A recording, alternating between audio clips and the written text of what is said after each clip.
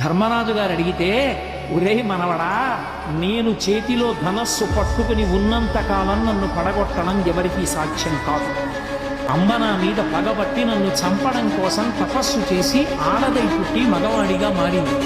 ఆడదై పుట్టి మగవాడిగా మారింది కాబట్టి అంబ శిఖండిగా తిరుగుతోంది. శిఖండిని అర్జునుడి రథం మీద నిలబెట్టండి. శిఖండి ఎదురుగుండా కనపడితే నేను బాణం వెయ్యను, ధనస్సు కింద పెట్టేస్తాను. ధనస్సు కింద పెట్టిన తర్వాత శిఖండి వెనక నుంచి అర్జునుడిని నా మీద బాణప్రయోగం చెయ్యమని ఒళ్ళముక్క తూట్లుగా కొట్టేయండి. ఆ బాణపంజరంతో కింద పడిపోతాను, తర్వాత మీరు యుద్ధం చెయ్యండి రా అన్నాడు.